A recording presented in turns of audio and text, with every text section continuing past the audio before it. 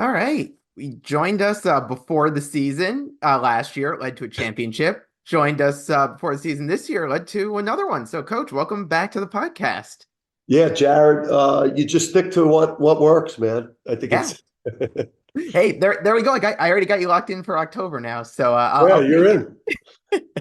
So I want to start with this one, and this is one I asked Alex when he was on with me last week to get his thoughts on when he thought this team could be a team that could do something special. When did that moment kind of click for you as you were getting this team prepared and starting to see him play? I mean, that's a great question, Jared. I think I think early on in the non-conference, just going through that stretch of even the Kansas game, just when they were healthy, and the way that we played there without Steph and having Cam compromised with the foot Yeah. and then Donovan still, not quite healthy or in great shape. And going to Gonzaga, winning that one, beating Carolina pretty handily at the Garden. We knew the group had the chance to be special, or maybe to be the best team. And then then you're so focused on just trying to coach the team and get ready for the next game. You're not really thinking about that because you're in such a micro mindset. But then when we lost that Creighton and then the way that we responded to end the regular season, a lesser team, a non-top team would not have, beaten Seton Hall, Villanova at home, one at Marquette, one at Providence, just to end the season when we had everything clinched, and doing it in dominant fashion. It's where you started to feel the pressure more as a coach, because when you have a special team, then you in your mind, you've got to win the Big East tournament, you got to get to a Final Four, and you got to win it all. So like, you didn't really feel that pressure up until you knew you had a special team. Yeah. As you talk about this team being able to win in such dominant fashion, as you kind of have a couple weeks here to look back on what this season has been like, is there an area or two that you can kind of pinpoint as to what made this team so dominant? You know what? The weird, the science or scientists should come in here and study January of last year, because if you remove January of last year, Yeah. we've basically done it back-to-back years. I mean, we dominated last year, minus obviously the Big East semi-final loss to Marquette, but we had a dominant season last year with the exception of January as well. So we just didn't give our opponents a whole lot of options. Just the offense was the best in the country. We're a great defensive team. Once Donovan was healthy, we became an elite defensive team. Um, and then obviously the rebounding, we were a great rebounding team, and we played so hard. And then you got like Luke and Kamani and that do the great preparation. And with Tom, I got the great, you got the great staff. We weren't reliant on one player. We were high assist and low turnover. We were lethal in transition. Like, our pace of play wasn't probably as fast as we wanted it to be, but our efficiency, I mean, we scored literally every time. Every time we had transition, we capitalized. So we were bulletproof. I mean, we were a pretty bulletproof team because we just didn't, we were deep, 8 deep. So Yeah. I'm curious just to get a little inside basketball with you, inside the coach's room here. The game's gone, so this is the last question I'll ask on the championship game. But you guys beat Alabama. What's that next 36 hours like as you're getting ready to prepare for a national championship? I know you've got other quick turnarounds, but probably not quite the same pressure of a national championship on the line there. yeah, it's intense and it's fast. And I think it's like, you're basically living with Kamani. You're living with Kamani and just studying Alabama for an eternity. You almost had too much time for Alabama, and then boom, Luke's waiting for you on the bus to start. Just downloading your 5 or 6 games that I've got to watch. In probably 18 hours, and then he's just talking game plan at both ends of the court. Plus, you're talking about matchups as well, because that's not always clear in terms of what you want to do there. So it's on top of you fast, and then you don't have that much time because you're doing so much media. You're doing so much that it becomes tough to get ready for that game. Yeah. I know you mentioned the staff a little bit. Hype them up a second because outside of you, the tweets I get the most around the podcast are we want to learn a little bit more about this staff. So hype up the job that they do and how they help you, take this team to this championship level that you guys have all built it to. Yeah, I mean, just start with Tom. I mean, Tom is just a veteran.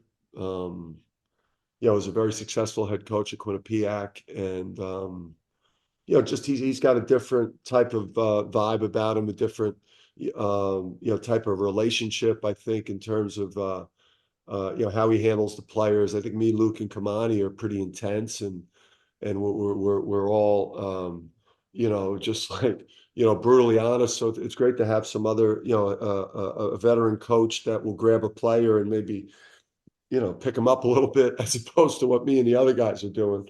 So Tom helps there, just the wisdom. Luke and Kamani, they're just well rounded. I mean, there's nowhere where they're not strong at this point in their careers.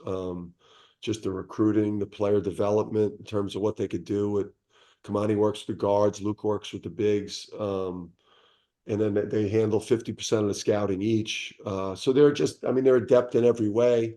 And we've been able to keep the staff together. For me, we've been successful. We're back-to-back champs. The university and the program commits to those guys where it's not in their best interest to take a low or a mid-major job. That's not one of the best jobs. They're in a great spot, and they're in a position where they don't have to go anywhere. That's not, in my opinion, Atlantic 10 or higher for them, is what their first job should be. I could go up and down the roster of the guys from this year, but there's one guy I want to talk to you a little bit about in particular, and that's the latest Huskies of honor going up on the wall there in Tristan. What was it like to watch him evolve these past 2 years that you've had him and that you've had the chance to coach him? Yeah, I think those are the ones that, as a coach, you'll probably remember the most because, just it wasn't easy. It wasn't easy for him.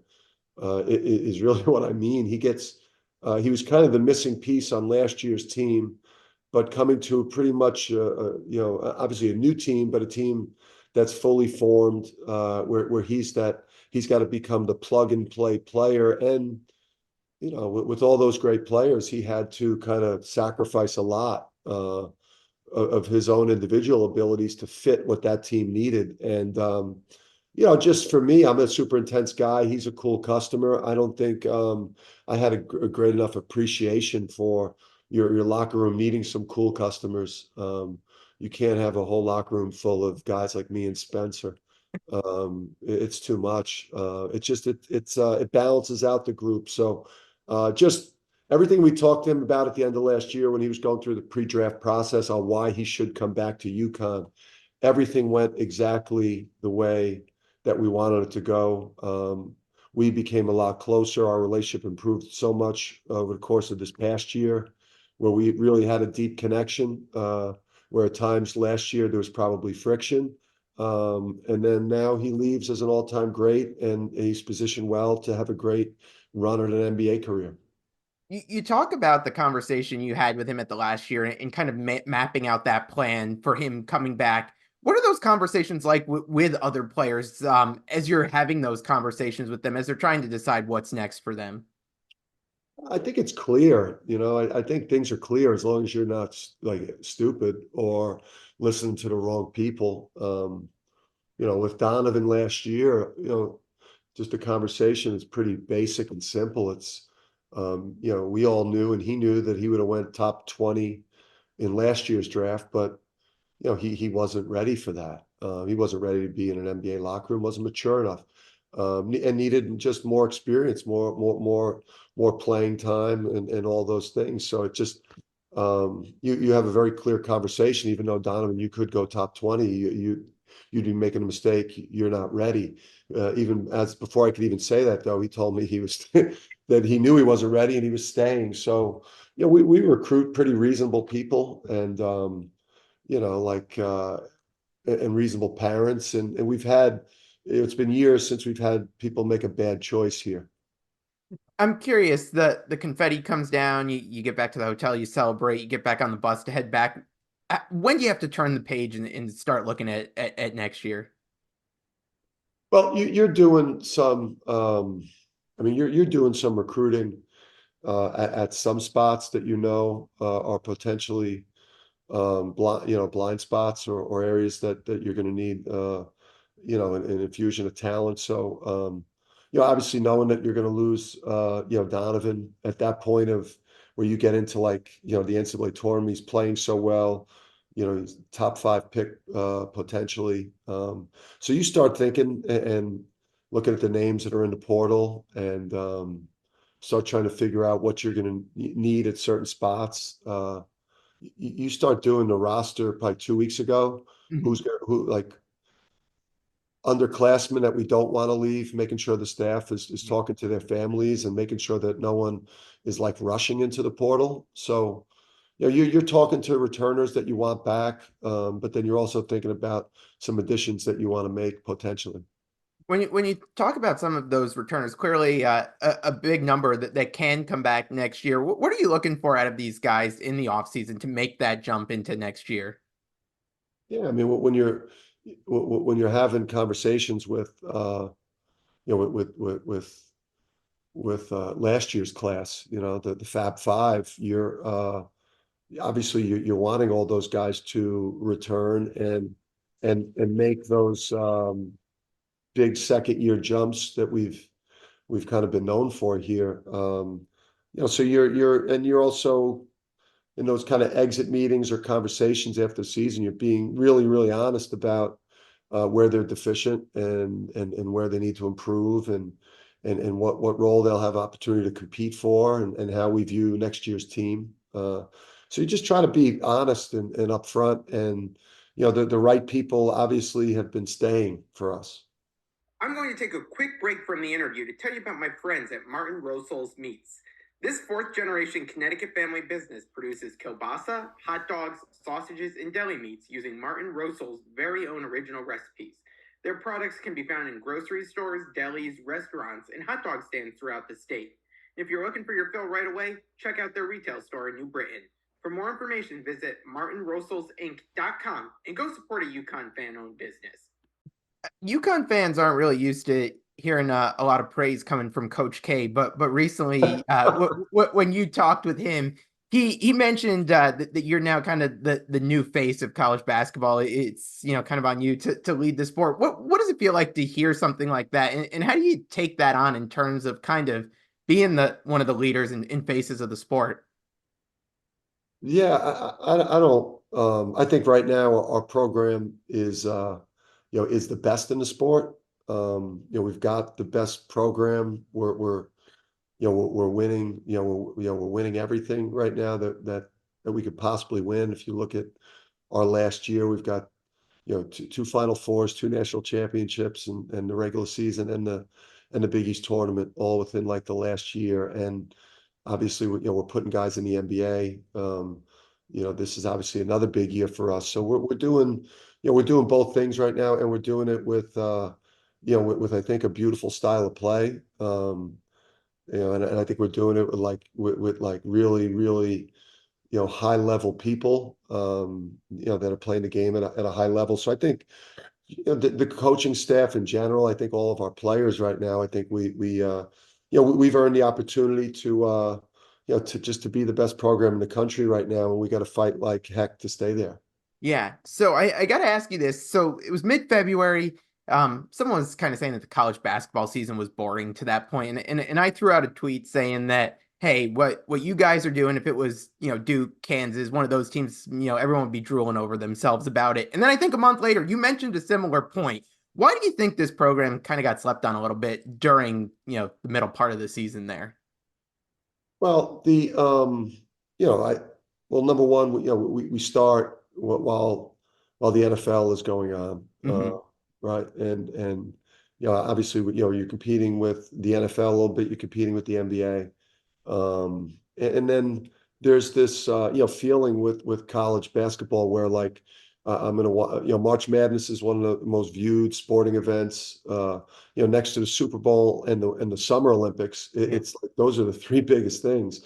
That from game one all the way through to the national championship game, even if they put you at 9:45 Eastern time on TBS, you still get 15 million people watching. Whereas if we played at 8 o'clock on CBS, I wonder what the rating would have been. But I think the channels that we play on, whether it's ESPN or Fox, they don't promote college basketball during the season.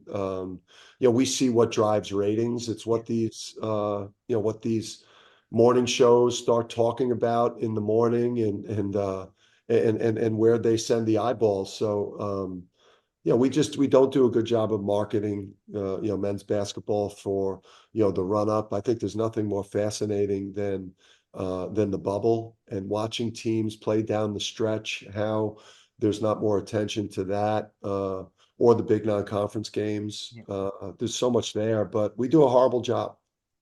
You talk about the big non-conference games. How I know last year coming off the championship, you kind of talked about having that responsibility to put together a tough non-conference schedule to kind of prove, show things to the sport. Are you feeling that same way heading into this season? I know you've already got Maui and the Gonzaga games announced out there, but is it time to start thinking about that schedule heading into next season?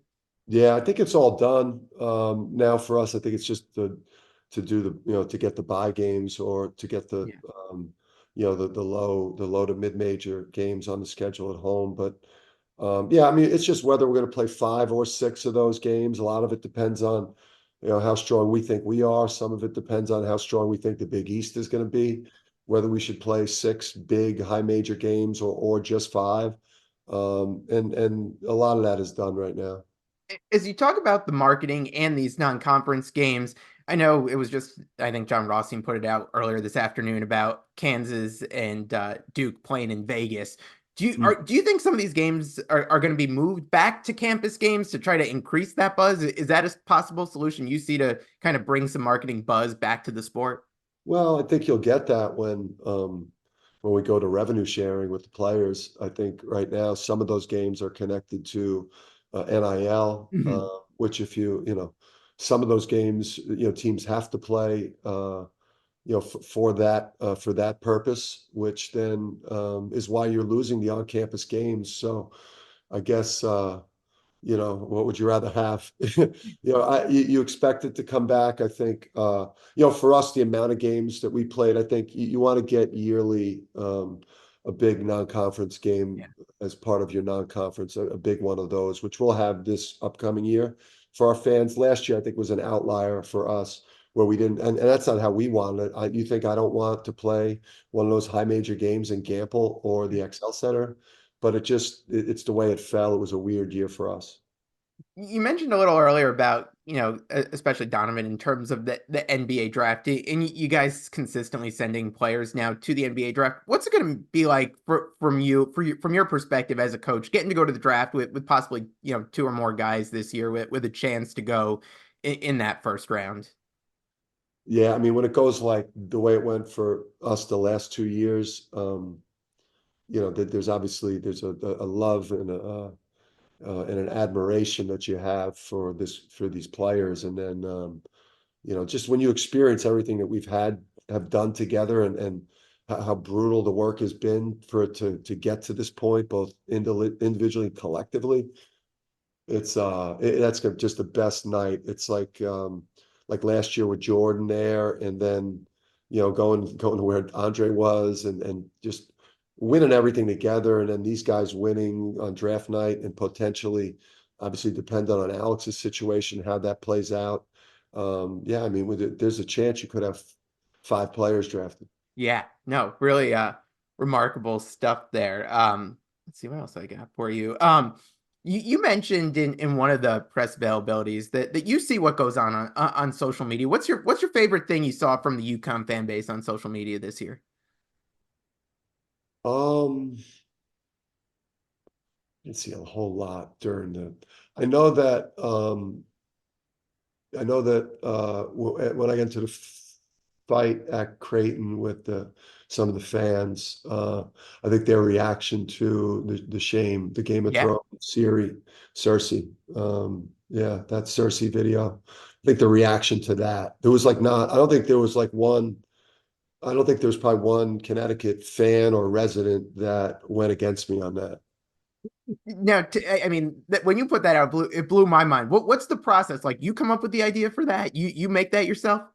Well, it's my idea, but then I'll ask Luke or Kamani, whether I should hit send or not. I was either doing that one. I had another one, but it was like it was like a 90s movie reference, which I don't think like a lot of the newer generation would have got, but I thought it was just as good. I'm saving that one. That one's in the can. All right, there we go. Excited to see what else you've got planned. One thing that's interesting to me because I think it goes well beyond basketball, and a lot of people who listen or watch this can connect to it. And yesterday on Dan Patrick, you talked a little bit about how burnout's a true concern at some point. I think everyone deals with that, no matter what line of work they are. How do you manage that and work towards, kind of combating some of that burnout fear there? Yeah, I think that's a tough one. I think that's probably the thing that not another school or not wanting to coach somewhere else.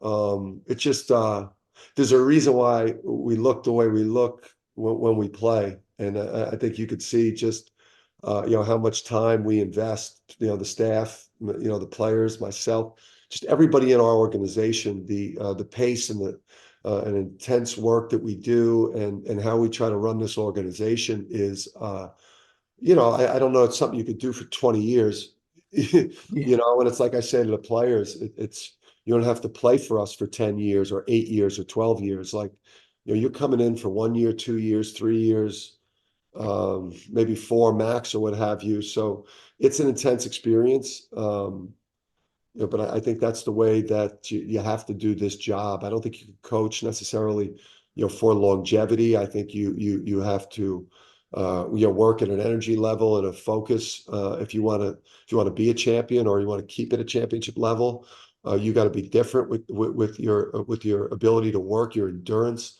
So and then my wife, it's really my wife, and maybe now that I've worked with the staff for a while, I've got enough people around me that will tell me when it's time to go put my feet in the sand or head for the Jersey Shore. You mentioned Andrea there. I feel like the past couple weeks she's kind of blown up and become quite the star herself. What's it been like watching that? Yeah, I think it's great. I think she's the best. She does never gotten enough credit.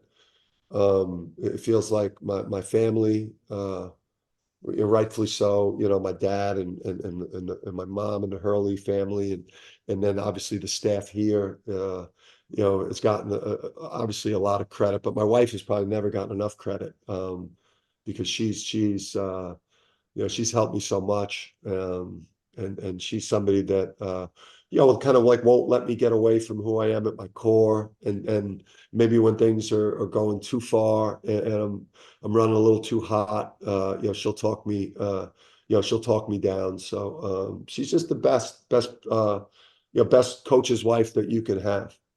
All right, so of course I've got to wrap with something on the superstitions because it's a superstition basically now at this point. You see So first, the dragons are right over my shoulder, oh, there we go. right up on what man has a plaque made for their underwear? They sent it to me. I wouldn't have put it up there, and it's like it's a separator with me when kids come and visit, and they see Yeah, I have underwear hanging up.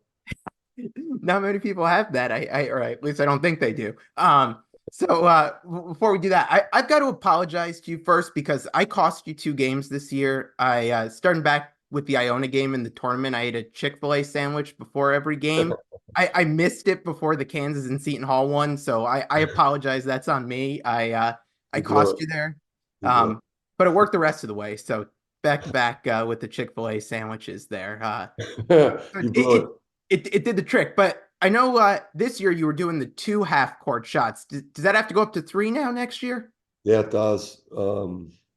It does. It does. It does. And we did that the entire year, and again, some of this stuff, it's just sometimes like the routines, Yeah. and doing the same things, and it's like putting armor on a little bit. These are intense moments. The competition's intense. Obviously it's a super competitive landscape here at this level of college sports. So a lot of that stuff is just the stuff that you do on a daily basis, those routines and those kind of weird things that you do. It's like baseball in a Yes. sense, the way these guys, or Rafa Nadal before he would serve. You just got this kind of, weird idiosyncrasies that help you relax a little Yeah. All right. Well, I'll drive up before a game. I'll bring you a Chick-fil-A sandwich, and bit. it'll be Yes. good. Yes. Do it, man. All right. Let's Well, do it. Coach, I really appreciate it. Enjoy the off season to as much as you can. I hope you get some beach time in there and get to relax a little bit. We will. We'll find some time, but before you go, you wouldn't enjoy yourself very much if you went somewhere Yeah. until you have a lot more things settled. So uncertainty is uncertainty is like the worst part Yeah. for you, worst part for I think for human beings in general to deal with. So once we're fully squared away with who's going to be on the roster, then you get a chance to get a little break All right. There you go. Well, good luck wrapping that up and enjoy the off season. We'll talk in October again. back to back. Let's go back.